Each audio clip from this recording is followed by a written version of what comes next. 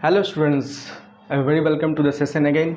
आज इस क्लास में अपने पास हम वैट का ट्रांजैक्शंस को डिस्कस करेंगे, वैट के बारे में। हाँ, तो हमारे पास एक जनरल का क्वेश्चन है, उसमें हमें वैट का क्वेश्चन दिया गया। तो पहले समझते हैं वैट के बारे में थोड़ा सा। अगर मैं बात करता हूँ वैट के लिए कि ये वैट है क्या, तो इसका क्या है, वैल्यू एडेड टैक्स बोलते हैं। क्या बोलते हैं इसको? Value added tax. अगर आप, जैसा कि मैंने सीएसटी में समझाया था कि अलग अलग स्टेट में जब खरीद बिक्री करते हैं तो वहाँ पे सीएसटी का बात आता है ना। जब वैट पढ़ते हैं तो सपोज आप बिहार में हैं और बिहार के अंदर ही आप सेल परचेज कर रहे हैं, तो वहाँ पे हम समझते हैं किसके बारे में? वैट के बारे में। इसका मतलब मैं बोल सकता हूँ इंट्रा स्टेट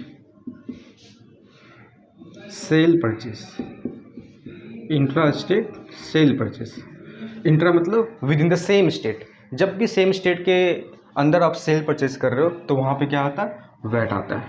पहला बात तो ये आपको ध्यान रखना है, इस बात को एग्जाम में थ्योरी में पूछा जा सकता है। ठीक है। सेकेंड क्या है, देखो, एक बिजनेसमैन जब वैट पे करता है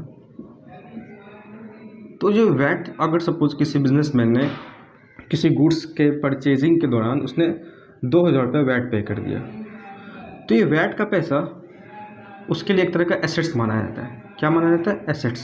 क्यों माना जाता है एसेट्स? क्योंकि जितने रुपए उसने वैट पे किए वो पैसा उसे गवर्नमेंट से बाद में मिल जाता है। अभी कैसे मिलेगा, कैसे एडजस्टमेंट होगा, इसको हम डिस्कस करेंगे।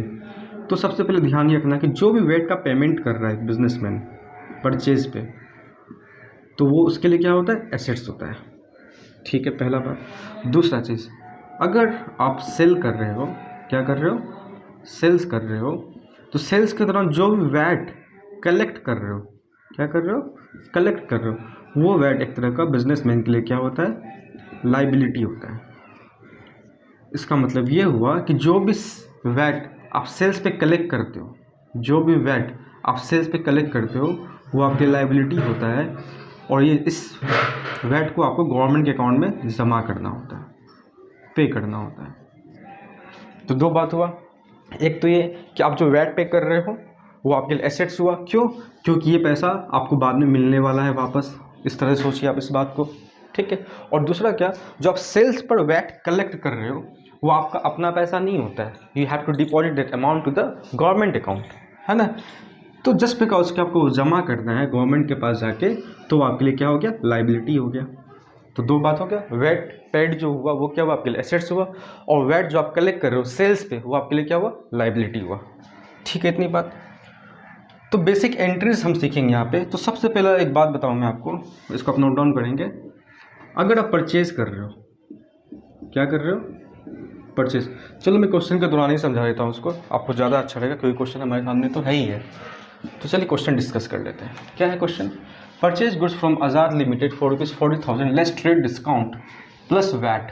तो देखो, अच्छा लिखा क्या ऊपर वैसे, journalize the following transaction in the books of Varsha limited. Varsha limited के बुक्स में हमें इस एंट्रीज को जर्नलाइज करना है, जर्नल एंट्री पास करना है।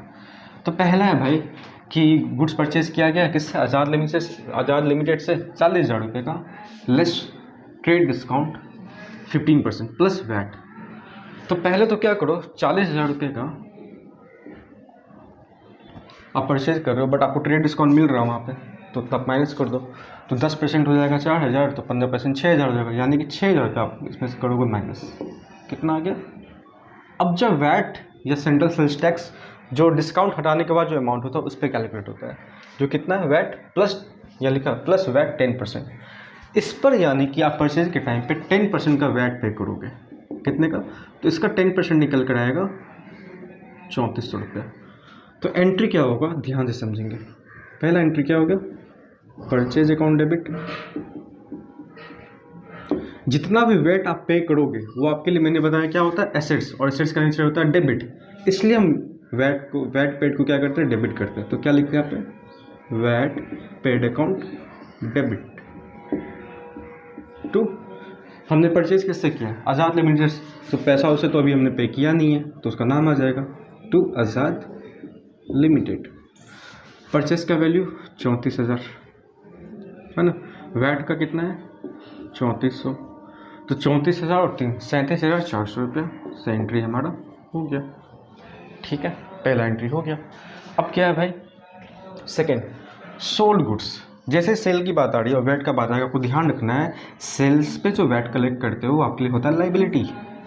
ठीक है, अब समझते हैं। सोल्ड गुड्स कॉस्टिंग, 9,000 रुपये का गुड्स 12,000 में बेच रहे हो, तो हमें इससे मतलब नहीं, हमें इससे मतलब है कि कितने में बेच रहे हैं, 12,000 में, तो 12,000 के लिए सोचेंगे। And charge VAT at the rate of 10%। Payments is received by cheque which is immediately deposited into bank. ठीक है, इतना बात, बाकी बात को समझ लेते पहले। तो 12,000 रुपये का आपने सेल किया, उस पर आपने वैट कितना कलेक्ट किया है, चार्ज वैट का मतलब सामने वाले कस्टमर से हम चार्ज कर रहे हैं, है ना, कितना, 10%। तो 12,000 का 10% अगर निकालते हो तो कितना आता है, 1,200 रुपया। यानी कि आप जो वैट कलेक्ट कर रहे हो वो कितना कलेक्ट कर रहे हो, 12,000 के सेल्स पे 1,200 रुपया। और बैंक से पैसा आया और जिसको तुरंत जाके बैंक में उस चेक को, मतलब चेक से पैसा आया और चेक को तुरंत जमा कर दिया, मतलब तुरंत आपका बैंक बैलेंस बढ़ गया। ठीक है बात, तो पहला एंट्री तो ये हो गया था, सेकेंड एंट्री आपका ये हो गया। तो मैं बोल सकता हूँ बैंक अकाउंट डेबिट। किया क्या आपने, सेल्स किया टू सेल्स अकाउंट। और देखो मैंने बोला था ना वैट क्या होता है, लाइबिलिटी होता है। लाइबिलिटी का नेचर क्या होता है, कलेक्टेड, मतलब वैट जो आपने कलेक्ट किया उसका नेचर होता है लाइबिलिटी। तो लाइबिलिटी साइड लिखेंगे, लिखते क्या, टू वैट कलेक्टेड। ठीक है, तो वैट कितना कलेक्ट किया, 1,200 रुपये, तो आप लिख देंगे 1,200 रुपये। सेल्स कितने का किया था, 12,000 का, तो 12,000, 12,000 13,000, 13,200 रुपये से बैंक बैलेंस बढ़ गया, जिसमें 1,200 रुपये जो वैट का है वो हमें गवर्नमेंट को बाद में जमा करना है, इसके बारे में समझेंगे। ठीक है, थर्ड नंबर क्या है भाई, थर्ड नंबर क्या है, थर्ड नंबर देखेंगे, sold the balance goods to Vishal. तो बैलेंस का मतलब क्या समझा देता हूँ, बट आपको अमाउंट दे रखा है तो इस चीज़ को मैं समझा देता हूँ। देखो कितना का परचेज़ किया था, 1,000 से 40,000 का, उसमें से 9,000 रुपये का गुड्स 12 में बेचा था, तो 9 हट गया, मतलब 9,000 का तो स्टॉक आपने हटा दिया, बचा कितना का यहाँ पे, रह रहा आपके पास जो गुड्स वो 31,000 का। ठीक है, तो 31,000 के गुड्स को हम बेच रहे हैं कितने पे, 30,000 में। इससे मतलब नहीं है, प्रॉफिट लॉस के बारे में एंट्री करना नहीं है, सिंपल सेल्स पे हम सोच रहे हैं ना। तो सिंपल बैलेंस का मतलब जो बैलेंस बचा था, तो बैलेंस गुड्स कितना बचा था, इतना बचा था, उसको आप बेच रहे कितने में, 30,000 में। तो सेल्स जो हमारा अमाउंट होगा वो यही होगा, बाकी कुछ सोचना ही नहीं है। प्लस वैट, तो फिर से सेल्स कर रहे हो ना, तो सेल्स कितने का कर रहे हैं यहाँ पे, फिर से 30,000 का सेल्स कर रहे हो, प्लस वैट, तो वैट कितना कलेक्ट करोगे इस पर, 3,000। तो 30,000 सेल्स एक्चुअल में और वैट कलेक्ट करो इतना, टोटल आप कितना कलेक्ट कर लोगे, 33,000 रुपये। ठीक है, और यहाँ पर तो विशाल को बेचा है, तो कोई ना बैंक से पैसा मिला ना कैश के थ्रू पैसा मिला, तो विशाल हमारा क्या होगा, डेटर। तो हम क्या बोल देंगे, विशाल लिमिटेड अकाउंट डेबिट, और sales to sales account to VAT collected, VAT collected. कितने अमाउंट, 3,000 रुपये तो वैट कलेक्ट किया गया भाई, सेल्स कितने का है, 30,000 का है, तो टोटल विशाल लिमिटेड हमारा डेटर कितने से बन जाएगा, 33,000 रुपये से। हो गया बात। अब क्या है, deposited the VAT into government account through cheque. देखो अब यहाँ समझो, एक चीज़ मैं बताता हूँ, मैंने बोला था जो आप वैट पे कर रहे हो आपके लिए वो एसेट्स है। एसेट्स मतलब क्या होता है, देखो अभी तो आपने पे कर दिया है ना, बट ये पैसा आपको वापस मिलता है, इसीलिए इसको हम बोलते हैं एसेट्स। तो ये पैसा एक तो आपको, तो मैं यहाँ लिख देता हूँ, एक तो 34 रुपये आपको मिलना चाहिए जो कि आपने इतना पे किया है। और देखो आपने कलेक्ट कितना कितना किया है वैट को, एक तो 1,200 रुपये यहाँ पे कलेक्ट किया है और 3,000 रुपये यहाँ पे कलेक्ट किया है। तो एक बात सोचो, मतलब ये होता है कि आपको गवर्नमेंट से मिलने वाला है 3400 रुपया, और ये दोनों पैसा आप जो कलेक्ट किए हो कस्टमर से वैट के नाम पे, ये और ये, यानी कि कितना हो गया, 4,200 रुपये हो गए, 4,200 रुपये, ये आपको गवर्नमेंट को जमा करना है। तो हम ऐसा बोल सकते हैं क्या, गवर्नमेंट को हम देंगे 4,200 रुपया, गवर्नमेंट से लेना हमें 3400 रुपया, और मैं बोलूँ कि मुझे आपको देना है 2,000 रुपया और मुझे लेना भी आपसे कितना, 1,000 रुपया, तो 1,000 रुपया का सेटलमेंट कर लेते हो, नेट अमाउंट में आपको क्या कर दूंगा, पे कर दूंगा, एज सिंपल एज डैट। वही बात यहाँ पे हो सकता है कि गवर्नमेंट से मुझे, मतलब बिजनेस को चाहिए 3400 रुपया और गवर्नमेंट को हमें जमा करना है 4,200 रुपया, तो हम क्या बोलते हैं गवर्नमेंट को कि भाई ₹34 जो मुझे चाहिए मैं इसमें से वो पहले काट लेता हूँ और जो रिमेनिंग मुझे और जमा करना है वो आपको मैं पे कर देता हूँ। ठीक बात है कि नहीं? बिल्कुल ठीक बात है। तो इस चीज़ के लिए एक एंट्री से हम इस चीज़ को समझ लेते हैं कि देखो, जितना वैट पे हमने किया था जो हमें मिलने वाला है उसे ख़त्म करना होगा, और जितना जो हमने वैट कलेक्ट किया है उसका हम ₹34 से यहाँ पे क्या करें, एडजस्टमेंट कर रहे हैं। तो एंट्री क्या होगा, देखो जो आपने वैट जो आप कलेक्ट किए, जो जमा करना है, जितना आप एडजस्ट कर रहे हो उसको हम क्या करते हैं, डेबिट। तो क्या बोलेंगे, वैट कलेक्टेड अकाउंट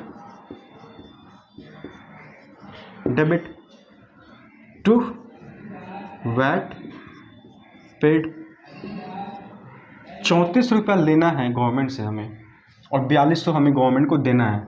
तो हम बोल रहे 3400 का तो एडजस्टमेंट लेन देन का बिना बोले कर लेते हैं एक एंट्री पास के, बाकी जो गवर्नमेंट को हमें एक्सेस पे करना होगा उसका एक एंट्री पास और कर लेंगे। तो देखो ₹34 का एडजस्टमेंट यहाँ पे हो रहा है, हो गया, मिला लो।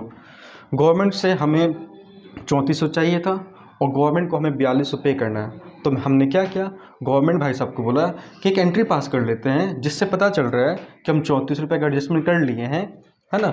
जो ये डेबिट था ये क्रेडिट हो गया 3400 से, और टोटल जो CR था मतलब क्रेडिट था किस चीज़ का, वैट का, हमारे पास जो गवर्नमेंट को देना था उसको, उसमें से ₹34 हमने क्या कर दिया, डेबिट। तो ₹34 का हिसाब यहाँ हो गया ख़त्म। अब देखो 3400 का जब ख़त्म हो गया तो यानी कि ₹800 एक्सेस वैट कलेक्टेड हमारे पास बच रहा है। तो उस हम क्या करेंगे, गवर्नमेंट को क्या कर देंगे, पे कर देंगे, जमा कर देंगे। तो हम क्या बोल देंगे, VAT collected account debit to bank. Bank के थ्रू क्या कर देंगे, पे कर देंगे। चेक लिखा हुआ भी है तो ₹800 आपने क्या कर दिया, गवर्नमेंट के अकाउंट में जो एक्सेस आपके पास पड़ा हुआ था वैट का पैसा वो आपने गवर्नमेंट को जमा करवा दिया गवर्नमेंट के अकाउंट में, है ना। बहुत ही प्यारा इंपॉर्टेंट क्वेश्चन था ये, एग्जामिनेशन पॉइंट ऑफ व्यू से बहुत इंपॉर्टेंट है। तो आई होप कि आपको समझ में बहुत अच्छे से आया है, ठीक है। तो नेक्स्ट वीडियो में मिलते हैं कुछ और अच्छे क्वेश्चंस के साथ, है ना।